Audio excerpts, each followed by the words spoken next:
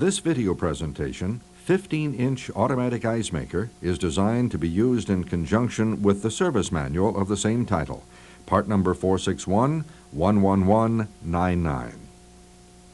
The information in this training program covers 15-inch automatic ice makers marketed under the Kenmore brand name. This unit features a full-length door. The console is concealed behind the door. This presentation will cover the following topics: installation considerations, theory of operation, component access, diagnostics and troubleshooting, and tech tips. There are 4 issues to consider when installing the 15-inch automatic ice maker. They are location, electrical requirements, water connection requirements, and drain connection requirements. The ice maker may be enclosed on the top, rear, and 2 sides as shown here. The front must be unobstructed for proper air circulation and operation. The installation should be well ventilated with ambient room temperatures above 55 degrees Fahrenheit and below 110 degrees Fahrenheit. Best results are obtained between 70 degrees and 90 degrees Fahrenheit.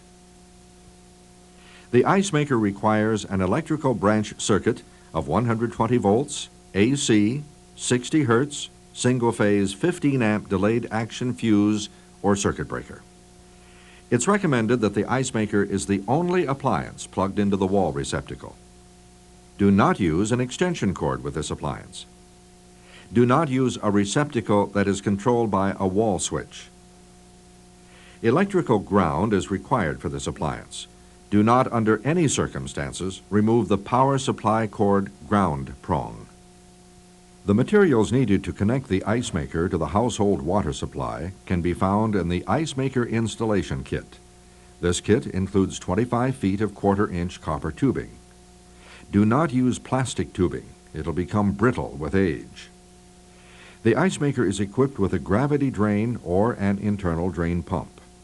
The internal drain pump can be installed separately. The ideal installation has a standpipe with a minimum diameter of 2 inches directly below the outlet of the drain tube. A 1-inch air gap must be maintained between the end of the drain tube and the top of the standpipe.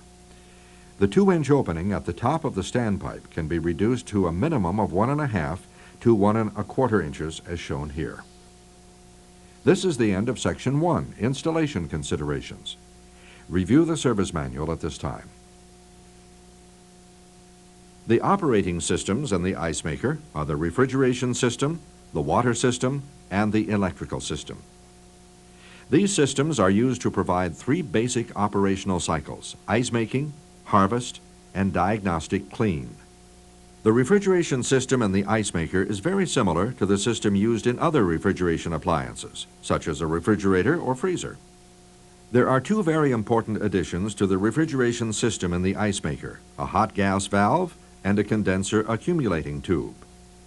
The hot gas valve allows high-pressure refrigerant gas to bypass the condenser and flow through the condenser accumulator.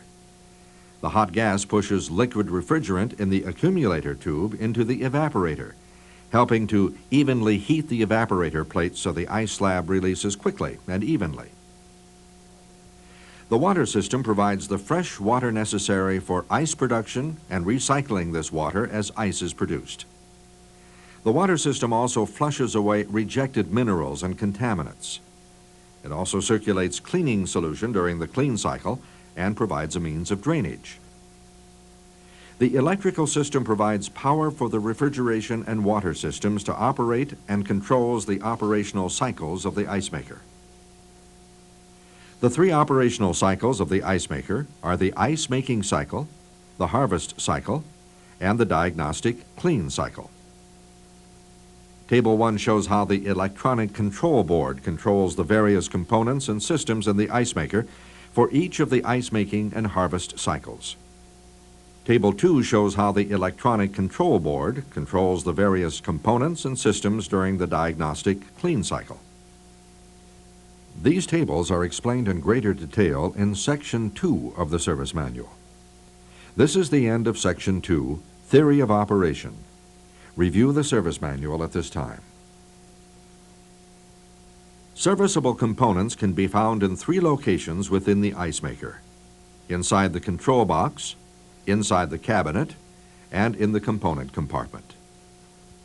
To access the control box on ice makers with a full-length door, first open the door. Next, remove the 3 screws securing the cutter grid cover to the cutter grid frame. Set the cutter grid cover aside. Disconnect the 3 wiring harness plugs from the connectors at the bottom of the control box. Remove the screw securing the cutter grid mounting bracket to the right side of the cabinet wall. Loosen but do not remove the screw securing the cutter grid mounting bracket to the left side of the cabinet wall. Lift the front of the cutter grid to release the screw head from the key slot on the left side mounting bracket. Now pull the cutter grid out of the unit. Remove the 4 screws securing the control box to the top of the ice maker cabinet. The front screws are recessed. The control box can now be lowered to the service position. The electronic control board can be removed from the control box. First, disconnect the wiring harness plugs from the connectors on the printed circuit board. Next, remove the 2 screws securing the control board to the mounting studs in the control box. The push-button switch assembly can be removed with the control box in the service position. Disconnect the wires from the switch assembly terminals. Remove the decorative overlay from the front of the control box. Press the 4 locking tabs at the back of the switch assembly and push the entire switch assembly from the control box. The service replacement switch assembly and decorative overlay must be ordered by using the specific model number of the ice maker. The service replacement switch assembly does not come with a new decorative overlay. The component compartment contains the compressor, condenser, condenser fan, water inlet valve, and hot gas solenoid. To access these components, first pull the ice maker from its installed position. Open the door and remove the 4 screws securing the compartment cover to the cabinet and set the cover aside. Turn both of the front leveling legs out until they disengage the front of the cabinet. Remove the 2 bolts securing the component compartment base to the cabinet. Now tilt the cabinet back while keeping the base flat on the floor. Be careful not to kink any of the sealed system tubing or pinch any wiring while tilting the cabinet backwards. Secure the cabinet to avoid any possibility that it will tip back any further or fall down while repairs are being performed. The condenser fan is located between the condenser and the compressor. Remove the 2 screws securing the fan assembly to the condenser frame. Remove the 2 screws securing the fan assembly to the compartment base. Disconnect the wire harness plug from the fan motor terminals. The condenser fan assembly can now be removed from the unit. Remove the 3 screws securing the fan motor to the fan bracket. The water inlet valve is mounted to the left side of the cabinet in the component compartment. Disconnect the water lines from the inlet and outlet of the valve. Disconnect the wiring harness plug from the water valve terminals. Remove the 2 screws securing the water valve to the cabinet wall. The hot gas solenoid is mounted to the sealed system tubing behind the condenser fan assembly. Disconnect the wiring harness plug from the solenoid terminals.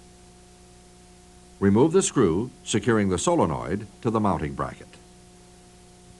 This is the end of Section 3, Component Access. Review the service manual at this time.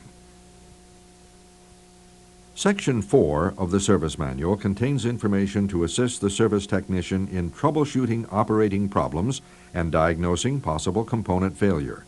This information includes water and its effect on ice making, servicing information, and thermistor operating parameters. Section 5 of the service manual contains technical information such as a wiring diagram, strip circuits, cycle charts, information on adjusting the thickness of the ice, and warranty information to assist the service technician in understanding the complete operation of the ice maker and assist customers in resolving warranty issues.